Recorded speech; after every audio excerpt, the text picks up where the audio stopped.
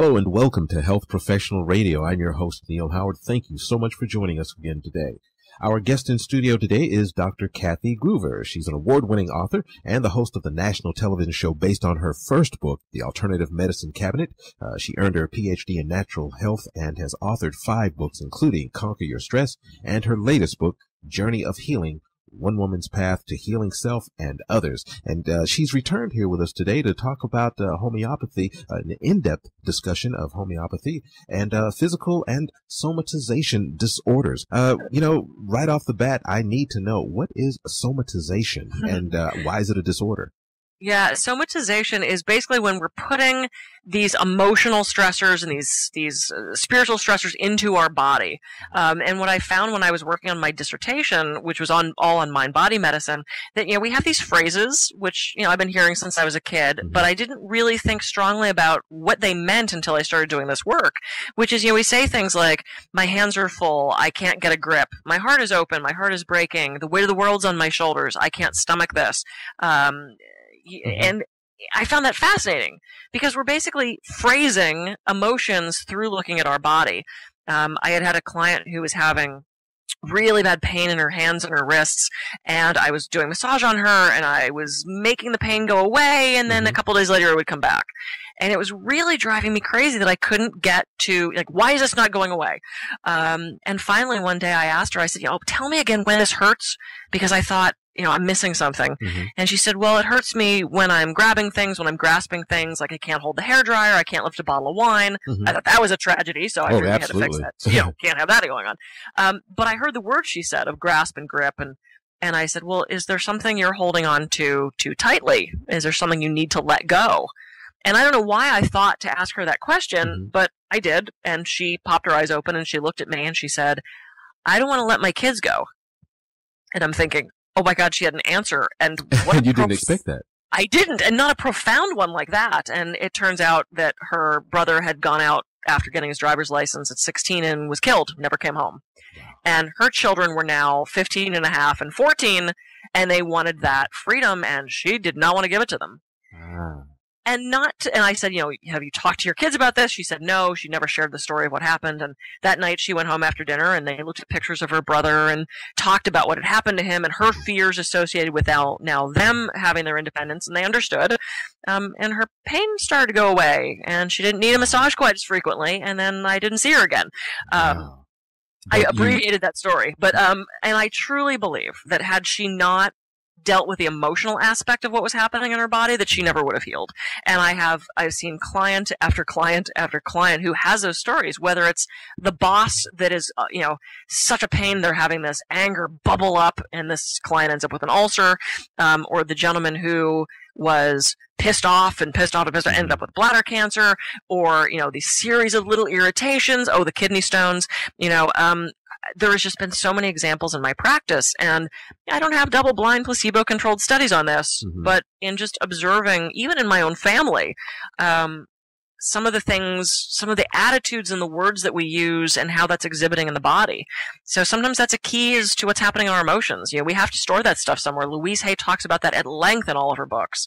Now, you talked a bit about being negative to yourself and some of the energy that you lost. Talk about a little bit about was it negative self-talk, or what exactly was that about? Well, it was pretty negative behavior, actually. I had just gotten my first Reiki attunement, and Reiki, I think we talked about on another show, is a hands-on healing modality. And you get what's called an attunement, where you're given the energy so that you can use it on other people. And I had gotten my Reiki attunement. I was an actress down in LA at this time. I was in a relationship I was displeased with, and I was not being kind to myself.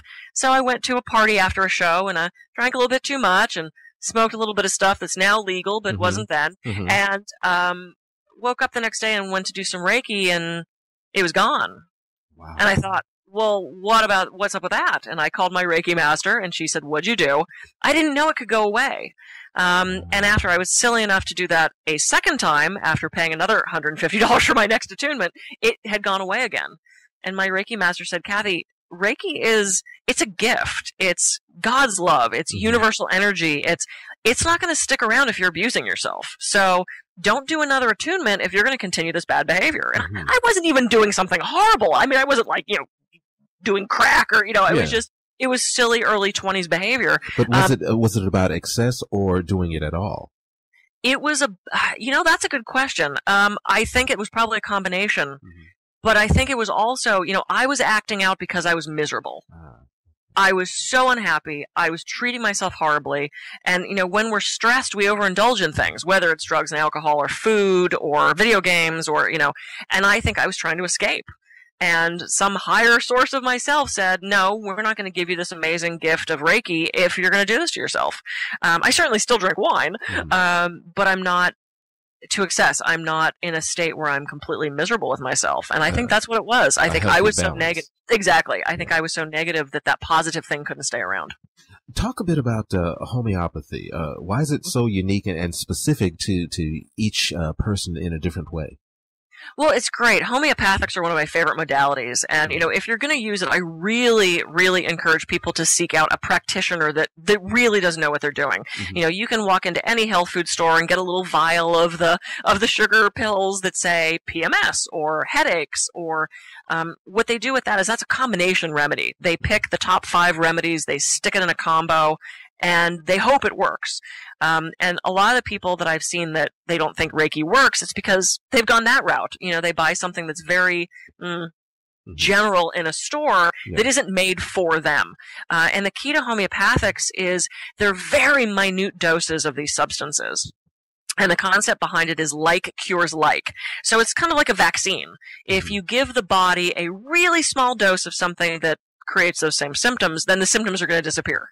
And they come to a conclusion as to which remedy to give you by looking at really specific symptoms. Mm-hmm. So if I go in with a headache and say, hey, I've got a headache, I'd like a homeopathic, they're going to say, well, does it hurt on the right or the left? Does it hurt on the front or the back? Do you want cold beverages or hot beverages? Mm-hmm. Do you feel better out in the air or do you feel better under the covers in a room? And they'll go on and on and on. And you look at some of these questions and answers and specifics and you're like, really? You're going to get a one red spot over your left eye and that's going to lead you to something? Mm-hmm. It gets that specific. And that's, go ahead. Is that the reason that it seems that the doctor has to be a little bit more in depth with the patient, involved when they're involved in homeopathy? Absolutely, because it's so customized. If 5 people walk into an MD, they're probably going to walk out with a similar prescription, if not the same thing. If 5 headache sufferers walk into a homeopath, they're going to get 5 vastly different remedies. And that's the key to it. So just buying one off a shelf in a store, it might work. I found a couple that really work for me, but for the most part, you need to have that customized for you, and then you need to have patience because it's not like popping an Advil. It's not like it's just going to magically disappear. So you need to have patience with it, and you really need to make sure you have the right remedy. And it's a phenomenal system of healing. I get really bad allergies, like if I'm cleaning, I can feel my throat start to tighten, and I sneeze. Mm-hmm. And rather than turning to an antihistamine, I take homeopathic histamine called histaminum. And literally, I put a few of those in my mouth, crunch them up, let them melt, and within minutes, the sneezing stops, and I don't feel like I'm having allergies anymore. It's in that case, it works incredibly fast. It's great stuff. Share about your muses, Dorothy and Alice. Oh, Dorothy and Alice. Yeah, Alice passed at 105, and Dorothy was 96, and they were dynamic and always learning. Mm-hmm. They were a complete hoot. There's a whole set of stories in the book about them because they were just such an influence. I would walk into Alice's house and she'd be on her laptop talking to kids back east somewhere about aging, and Dorothy did a striptease at her own 90th birthday. And they were such an influence. The perfect combination of those two is how I want to age and how I want to live. You've been listening to Health Professional Radio. I'm your host, Neal Howard. It's been a pleasure speaking with Dr. Kathy Gruver this afternoon, PhD and award-winning author and the host of her own national television show based on her first book, The Alternative Medicine Cabinet, also the name of her website. If you go there, lots of great information, stories, tips and tricks, and really, really great stuff. Check out The Alternative Medicine Cabinet.